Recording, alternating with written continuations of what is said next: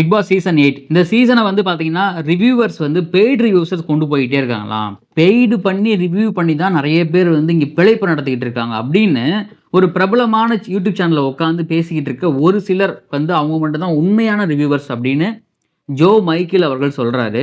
அது உண்மையாகவே அவங்க மட்டும் தான் உண்மையா ரிவ்யூ பண்றாங்களா? அப்ப நாங்கலாம் எங்கள்லாம் பார்த்தா உங்களுக்கு எப்படி தெரியுது? அப்படின்னு கேட்குற மாரி தான் இருக்கு. ஸோ உண்மையாவே யார் தான் பெய்டு குடுத்து ரிவ்யூ பண்றா? யார் உண்மையாகவே ரிவ்யூ பண்றா? உங்களுக்கு என்ன தோணுது? இதெல்லாம் பத்தி நம்ம இன்னைக்கு பேச போறோம். வீடியோ ஸ்கிப் பண்ணாம பாருங்க. Welcome to the channel. நானும் உங்க விஷால் சரவணன். வாங்க வீடியோக்குள்ள போகலாம். டெய்லி வீடியோஸ், டெய்லி அப்டேட்ஸ்க்கு மறக்காம நம்ம சேனல் சப்ஸ்கிரைப் பண்ணி பெல் ஐகானை கிளிக் பண்ணிக்கங்க. ஜோ மைக்கேல் பிரவீன தெரியாதவங்க, பிக் பாஸை ஃபாலோ பண்றவங்களுக்கு அவங்களுக்கு நல்லாவே தெரியும் அவர. அவர் வந்து எப்படிலாம் ரிவ்யூ பண்ணுவாரு, எப்படிலாம் பர்சனல் அட்டாக் பண்ணுவாரு, எப்படிலாம் பேசுவார் அப்படிங்கிறது பார்க்குற உங்களுக்கும் தெரியும், எனக்கும் தெரியும். இந்த பிக் பாஸ் உள்ள இருந்தவங்களுக்கும் நல்லாவே தெரியும்.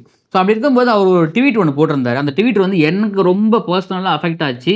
இதே மாதிரி நெறைய ஒரு அப்கமிங் யூடியூபர்ஸா இருக்கட்டும், இல்ல வந்து புதுசா பிக் பாஸ ரிவ்யூ பண்ண ஆரம்பிச்ச, ஜென்யூனா ரிவ்யூ பண்ண ஆரம்பிச்ச என்ன மாதிரி ஆட்களுக்கு அது வந்து கொஞ்சம் உறுத்தலாவே இருந்துச்சு. என்ன உறுத்தல்னா, நம்ம வந்து இவ்வளோ கஷ்டப்பட்டு உட்காந்து பேசிக்கிட்டு இருக்கோம். நம்ம கஷ்டப்பட்டு உட்காந்து ரிவ்யூ பண்றோம்.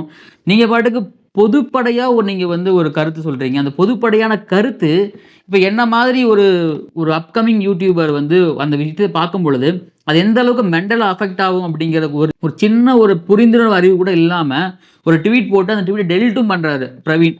இவரு ஜோ மைக்கேல். ஸோ அப்படிலாம் இருக்கும்போது என்ன ட்வீட் போட்டாரு அப்படிங்கிற மாரி நான் சொல்றேன் உங்களுக்கு. அதாவது அந்த ட்வீட்ட டெலீட் பண்ணிட்டாரு. நான் அதுக்கு ரிப்ளை பண்ணியிருந்தேன். அபிநயா கலாட்டா, அதுக்கப்புறம் பார்த்தீங்கன்னா, உங்கள் சனம், Behindwoods, Fatman Ravindran, Behindwoods, Joe Michael, India Glitz, new Glitz இவங்க பேர்லாம் போட்டுட்டு, இவங்க தான் உண்மையான ரிவ்யூவர்ஸ். மத்த எல்லாருமே யாரோ ஒரு கன்டென்ட்ஸ்க்காக பிஆர் ஒர்க் பண்றாங்க. மத்த எல்லாருமே ஜஸ்ட் ஃபார் பிசினஸ்க்காக பண்றாங்க அப்படின்னு இவர் போட்டிருக்காரு. இவங்க போட்ட பேர்லாம் படிச்சீங்களா? அபிநயா கலாட்டா, உங்கள் சனம், பிகைன் வுட்ஸ், சனம் செட்டி, ஃபேட்மேன் ரவீந்திரன் அவர் வந்து பிகைன் வுட்ஸ்ல பண்றாரு. ஜோ மைக்கேல் இவர் பண்றாரு. இப்போ இந்த 4 பேரையும் கேட்டிருப்பீங்க.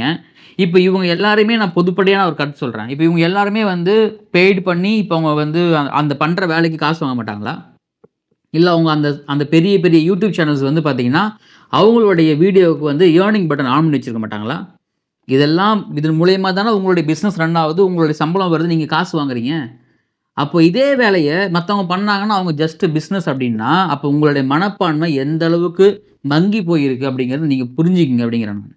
இன்னொன்னு, இவங்க ஜென்யூன் சொல்றாங்களே, இவங்க ஜென்யூன பத்தி நமக்கு தெரியாதா? இவங்க என்னென்னலாம் ஜென்யூனா பேசினாங்க நம்ம பார்க்காம இருந்தோமா?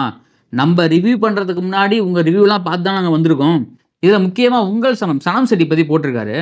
சனம் செட்டிலாம் வந்து பார்த்தீங்கன்னா, பச்சை குத்துன அக்மார்க் அவங்க வந்து ஒரு பிஆர் ஒர்க் பண்ணிட்டு இருக்காங்க. சப்போர்ட் பண்றாங்க. கண்மூடித்தனமா ராணவுக்கும், அருண் பிரசாத்துக்கும் கண்மூடித்தனமா சப்போர்ட் பண்ற ஒரு ஆள்ல சனம் செட்டியும் ஒரு ஆளு.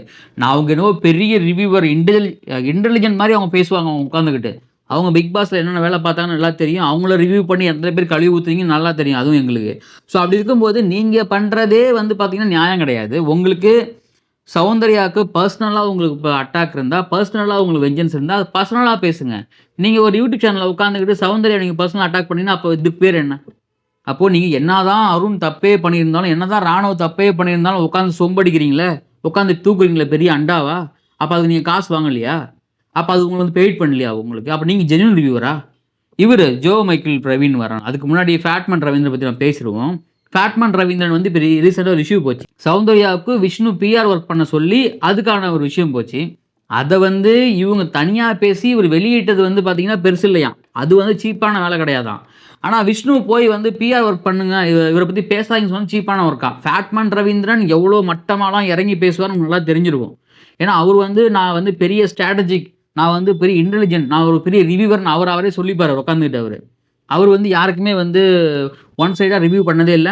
எத்தனை பேத்துக்கு ஒரு ஒன் சைடா ரிவ்யூ பண்ணியிருக்காரு. எத்தனை பேத்தோடைய அவங்களுடைய பர்சனலா அவர் பேசியிருக்காரு உள்ள உட்காந்து. அவரு வந்து நான் வந்து யாருக்கும் பிஆர் ஒர்க் பண்ணல அப்படின்னு அடிச்சு சொல்ல முடியுமா அவரால? எழுதி கொடுக்க முடியுமா அவரால? இல்ல யார்கிட்டயும் நான் வந்து இந்த பிஆர் ஒர்க் பண்ணல, நான் புடிச்சு பண்ணல, நான் சப்போர்ட்டா பண்ணல. ஒருவேளை உங்களுக்கு பிடிக்காதவங்களுக்கு நீங்க என்ன பண்ணுவீங்க? அவங்களுக்கு யார் ஆப்போசிட் அவங்கள பத்தி புகழ்ந்து பேசுவீங்க. பிடிச்சவங்களுக்கு அவங்களுக்கு யார் ஆப்போசிட் அவங்கள பத்தி இகழ்ந்து பேசுவீங்க. அதான் நீங்க பண்ணிட்டு இருக்கீங்க இல்லைங்களா? அதுக்கப்புறமா வந்து வரும் நம்ம அபிநயாங்கிறவன். கலாட்டா அபிநயா எனக்கு தெரிஞ்சு கலாட்டா அபிநயா மட்டும் தான் ஜென்யூனாக இருக்காங்க ஓரளவுக்கு. அவங்க பண்ணுற ரிவ்யூ மட்டும் தான் ஜென்யூனாக இருக்குது. மற்றபடி ஜோ மைக்கிள் நான் வரேன் நான். ஜோ மைக்கிள் வந்து பார்த்தீங்கன்னா அப்படியே அழகாக பேசுவார், அப்படியே அழகாக பண்ணுவார். ஆனால் வந்து நான் யாருக்கும் பிஆர் இல்லை, நான் யாருக்கும் சொம்படிக்க மாட்டேன், அன்றாடிக்க மாட்டேங்கிற அப்படியே பேசிக்கிட்டே இருப்பார். இப்போ நீங்கள் வந்து உங்களுடைய பிழைப்பு பாதிக்குது. இப்போ நம்ம புதுசாக யூடியூபர்ஸ் வந்துட்டோம் இல்லைங்களா? புதுசாக யூடியூபர்ஸ் வந்துட்டாங்க. இப்போ நிறைய பேர் இன்ஸ்டாவில் ஃபாலோவர்ஸ் நிறைய பேர் வச்சுருக்காங்க. ஸோ அவங்க பக்கம் வந்து பார்த்தீங்கன்னா இந்த பிஆர் ஒர்க் பண்ணுறதுக்கு இப்போ யூடியூப் சேனல் அணுகிறத விட இன்ஸ்டாகிராம் பேஜ் அணுக ஆரம்பிச்சிட்டாங்க. ஏன்னா இன்ஸ்டாகிராமில் தான் நிறைய ஃபாலோவர்ஸ் இருக்காங்க, நிறைய டக்குன்னு ரீச் ஆக முடியும். 15 செகண்ட்ஸ் ரீல்ஸு, 30 செகண்ட்ஸ் கிளிப்ஸ் தான் வந்து பார்த்தீங்கன்னா இப்போ பயங்கர வைரல் ஆகுது. அதனால வந்து இப்போ என்னன்னா இவங்களுடைய பிழைப்பு பாதிக்குது இல்லைங்களா? ஐயோ நான் என்னடா பண்ணுவேன் சாப்பாட்டுக்கு அப்படிங்கிற மாதிரி ஆயிடுச்சு. ஸோ அதனால் வயித்தெரிச்சலில் வந்து இப்போ ஜென்யூனாக ரிவ்யூ பண்ணுறவங்க கூட பிஸ்னஸ் தான். நாங்கள் வந்து பார்த்தீங்கன்னா நாங்கள் வந்து உழைச்சிட்டு இருக்கோம் அப்படின்னு. இதெல்லாம் என்ன பேச்சுலாம் என்ன வார்த்தை? நீங்களும் ஆரம்பத்தில் ரிவ்யூ பண்ணும்போதும், ஆரம்பத்தில் உட்காந்துருக்கும் போதும் நீங்களும் ஒரு அப்கமிங் யூடியூபர் தான், அப்கமிங் ரிவ்யூவர் தான். அப்போ உங்களை யாராவது இப்படி சொன்னாங்கன்னா அப்போ உங்களுக்கு எவ்வளோ மனவேதனையாக இருந்திருக்கும். சரி, நீங்கள் தான் தைரியமான ஆளாச்சு, நீங்கள் அந்த ட்வீட் போட்டு டெலிட் பண்ணீங்க. நீங்கள் தான் பெரிய தைரியமான ஆளாச்சு, நீங்கள் தான் ஜென்யூனாக ரிவ்யூ பண்ணுறீங்களே, ஏன் டெலிட் பண்ணுறீங்க? நீங்கள் எத்தனை பேருக்கு பிஆராக ஒர்க் பண்ணியிருக்கீங்க, நீங்கள் எத்தனை பேருக்கு வந்து சப்போர்ட் பண்ணி பேசுகிறீங்க. தப்பே பண்ணாலும் நீங்கள் தூக்கின சொம்பு அண்டெல்லாம் தெரியாமலாம் நாங்கள் உள்ளே உட்காந்துருக்கோம் நாங்கள். அப்போது நீங்கள் ஒரு பொதுப்படையாக ஒரு கருத்து வைக்கிங்கன்னா அந்த பொதுப்படையான கருத்தில் கொஞ்சமாவது ஜென்யூனிட்டி இருக்கணும். அந்த ஜென்யூனிட்டியே இல்லாமல் உட்காந்துக்கிட்டே நமக்கு ஒரு குறிப்பிட்ட ஃபாலோவர்ஸை ஏர்ன் பண்ணுற வரைக்கும் அந்த ஃபாலோவர்ஸை ஃபுல்லாக ஏர்ன் பண்ணிக்கிறது. யார் சொல்கிறேன் நான்? இந்த உங்கள் சனம் சிட்டி சொல்கிறேன் நான், ஃபேட்மேன் ரவீந்திரன், ஜோ மைக்கிள், இப்போலாம் வனிதாக்கா வர்றதே இல்லை. அவங்க என்னாச்சுன்னே தெரில. வந்தாங்கன்னா அவங்க பெரிய காமெடி பண்ணுவாங்க. ஸோ இவங்களாம் வந்து பார்த்தீங்கன்னா அப்புறம் நம்ம தாத்தா பண்ணுவார். தாத்தா ரிவ்யூவும் எனக்கு ரொம்ப ஜென்யூனாக இருக்கும். அது மாதிரி அபிநயா ரிவ்யூவும் ஜென்யூனாக இருக்கும். ஸோ இவங்களாம் வந்து பார்த்தீங்கன்னா இவங்க பண்ணுற வேலை இருக்குது தெரியுங்களா, பயங்கரமான வேலையாக இருக்கும். இவங்கெல்லாம் ஒரு ஏர்னிங்ஸ், அதாவது ஒரு ஒரு ஃபாலோவர்ஸ், ஒரு சப்ஸ்கிரைபர்ஸ் ஏர்ன் பண்ணுற வரைக்கும் அப்படி அப்பட்டமாக நடித்தாங்க. இப்போ நமக்குன்னு ஒரு ஃபாலோவர்ஸ் வந்துட்டாங்க, இப்போ நமக்குன்னு ஒரு கைண்ட் ஆஃப் ஆடியன்ஸ் வந்துட்டாங்க அப்படின்னு அவங்க மண்டையில் போய் கருத்தை திணிக்கிறாங்க. இவங்க நாங்கள் தான் ஜென்யூனாக இருக்கோம், பார்த்தீங்களா நாங்கள் 4 பேர் பெரிய யூடியூப் சேனலில் நாங்கள் ரிவ்யூ பண்ணுறோம், நாங்கள் தான் ஜென்யூனாக ரிவ்யூ பண்ணுறோம், மற்றவங்கலாம் டுபாகூரு. அதை டுபாகூர்னு யார் சொல்கிறா? அது ஒரு டுபாகூரு. உங்களுக்கு புரியுதா இல்லையா? ஸோ அப்படிலாம் இருக்கும் பொழுது நீங்கள் பண்ணுறதெல்லாம் மக்கள் பார்த்துக்கிட்டு தான் இருக்காங்க. இந்த சனம் சிட்டிலாம் எந்த ரேஞ்சிலும் சேர்க்கவே முடியாது. அவங்க பண்ணுறதெல்லாம் அப்பட்டமாக தெரியுது. அவங்களுக்கு கண்டிப்பாக அவங்களுக்கு சௌந்தர்யா மேலே பர்சன்ஸ் வெஞ்சன்ஸ் இருக்குது. அதை நீங்கள் பண்ணுங்கள். ஆனால் உட்காந்துட்டு நான் வந்து ஒரு ரிவ்யூவரு, நான் வந்து காமனாக ரிவ்யூ பண்ணுறேன்னு நீங்கள் வந்து மற்றவங்களை மேனிபுலேட் பண்ணக்கூடாதுல்ல. அப்போ இது எவ்வளோ பெரிய கீழ்த்தரமான வேலை. இதுக்கு வந்து நீங்கள் வந்து ரிவ்யூ பண்ணாமலே இருக்கலாமே. இந்த பிழைப்பு நீங்கள் ரிவ்யூ பண்ணாமலே இருக்கலாமே. அப்போ உங்களுக்கு எல்லாத்துக்குமே என்னன்னா, இப்போ நம்மளுடைய வேலை பாதிக்குதுங்க. எங்களுடைய பொழைப்பில் நீங்கள் மண்ணை வாரி போடாதீங்க. நீங்கள் தான் வந்ததால எங்களுக்கு வந்து பார்த்தீங்கன்னா, எங்ககிட்ட யாரும் வந்து காசு தர மாட்றாங்க, உங்கள்கிட்டயே எல்லாம் வராங்க அப்படின்னு நீங்கள் ஏன் அவ்வளோ வன்மத்தை நீங்கள் வந்து வெளிப்படையாக சொல்லிட்டு போங்களேன். அப்போது நான் வந்து எல்லா புது யூடியூபர்ஸும் ஜென்யூனாக பண்ணுறாங்கன்னு சொல்ல வரல. பட் ஜென்யூனாகவும் இருக்காங்க அப்படின்னு சொல்ல வரேன் நான். ஜென்யூனான யூடியூபர்ஸு நாங்களாம் வந்து இப்போ என்னை பொறுத்த வரைக்கும் நாங்களாங்கிறத விட நான் என்ன பண்ணுவேன்னா, எனக்கு இந்த வாரம் யார் கரெக்டாக விளையாடுறா, நான் இன்னும் இன்டெப்த்தாக போனால் இந்த டேயில் யார் கரெக்டாக விளையாண்டுருக்காங்களோ அவங்கள பற்றி நல்லா பேசுவேன். இதே அவங்க நாளைக்கு தப்பாக விளையாண்டாங்கன்னா அவங்க கேம் தப்பாக விளையாடுறாங்கன்னு தப்பாக சொல்லுவேன் நான். இது ஒரு கேம் தான் இது. இந்த கேம் இன்னைக்கு ஒருத்தன் நல்லவனா இருப்பான், நாளைக்கு ஒருத்தன் கெட்டவனா இருப்பான். இதை தாண்டி அங்கே கேம் விளையாட தான் வந்திருக்கோம் அப்படின்னு எல்லாத்துக்கும் தெரியும். அதை தெரிஞ்சு அந்த லீஸ்டான அந்த கேம் விளையாட்டுலேயே வந்து பார்த்தீங்கன்னா அவங்களுக்கு குறைஞ்சபட்சம் மனசாட்சியோட யார் விளையாடுறாங்களோ அவங்களுக்கு சப்போர்ட் பண்ணுவோம். மற்றவங்கள தப்பு பண்ண சுட்டி காட்டுவோம். இப்போ ஒருத்தவங்க ஃபிக்ஸ் பண்ணிட்டேன்பா, நான் சௌந்தர்யா ஃபிக்ஸ் பண்ணிட்டேன், சௌந்தர்யா ஃபேன்ஸ் நான், ஸோ சௌந்தர்யாவுக்கு நான் பிஆர் பண்ண போகிறேன் அப்படின்னா, சௌந்தர்யா தப்பே பண்ணாலும் நம்ம என்ன பண்ணுவோம், உட்காந்து சொம்படிச்சிட்டு இருப்போம் சௌந்தர்யா தப்பு பண்ணல அப்படின்னு. ஆனால் நாங்கள் என்ன பண்ணுவோம்னா அப்படி பண்ண மாட்டோம். எங்களுக்கு பிடிச்சிருக்கோ பிடிக்கலையோ, பிடிச்சிருந்தாலுமே அவங்க தப்பு பண்ணால் கேட்போம். நாங்கள் உங்களை மாதிரி வந்து நாங்கள் ஒரு மாதிரி பேசிட்டு ரிவ்யூவில் ஒரு மாதிரி பேசுகிறதும், நேராக இன்டர்வியூ கூப்பிட்டு ஒரு மாதிரி பேசுகிறதும், அப்புறமா ட்வீட்டில் ஒரு மாதிரி பேசுகிறதும், அந்த மாதிரிலாம் நாங்கள் பண்ண மாட்டோம். நாங்கள் ஸோ எங்களுக்கும் ஜென்யூனிட்டி இருக்குது.